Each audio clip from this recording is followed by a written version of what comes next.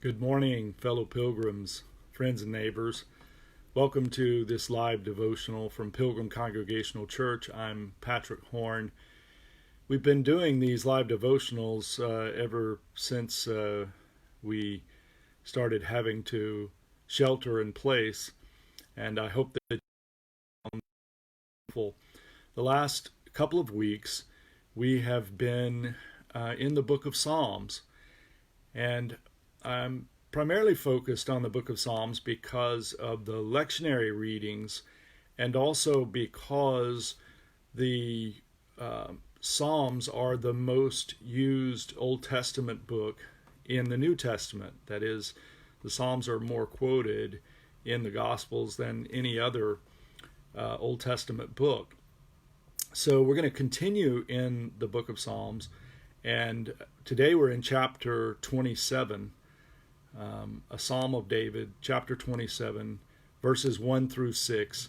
Very appropriate reading for the time that we're in right now. I'm reading from the Revised Standard Version. The Lord is my light and my salvation. Whom shall I fear? The Lord is the stronghold of my life. Of whom shall I be afraid? When evildoers assail me, uttering slanders against me, my adversaries and foes, they shall stumble and fall.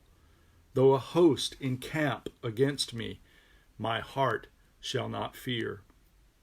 Though war arise against me, yet I will be confident. One thing have I asked of thee, Lord, that will I seek after, that I may dwell in the house of the Lord all the days of my life, to behold the beauty of the Lord, and to inquire in his temple. For he will hide me in his shelter in the day of trouble.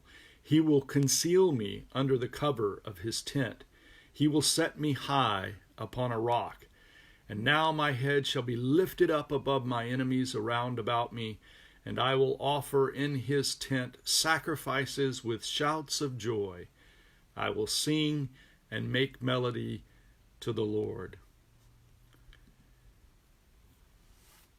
Well, this is a very powerful psalm, as you can see. And I want us to focus for just a few minutes on this idea of being afraid, which of course is the first line of the psalm. The Lord is my light and my salvation. Whom shall I fear?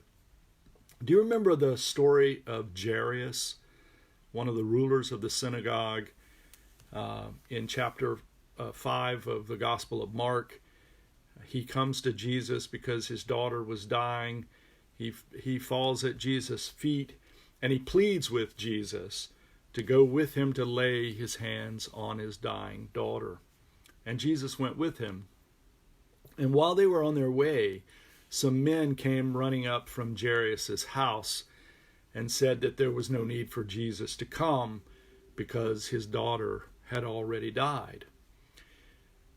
When Jesus heard them, he essentially ignored what they had to say, and he turned to Jairus and said, "Do not fear, only believe." I think these words summarize Psalm 27. Do not fear, only believe. Even in the presence of the threat of death, the psalmist says, I will not fear, I will believe. He says that God is his salvation. And when the Bible speaks of salvation, it means life. And more so when death is threatening at the door. So the psalmist lives with the threat of death, but he lives by faith. I think that this psalm and the story of Jairus teach us that the opposite of faith is not doubt. The opposite of faith is fear. When the psalmist says that he will not be afraid, he is saying, I believe. When he lives his life in the face of death, offering his prayers and petitions to God, that is like saying, I believe. The same is true of Psalm 23 that we read on Saturday. I will fear no evil. That's like saying, I believe. The psalmist trusts in God's presence.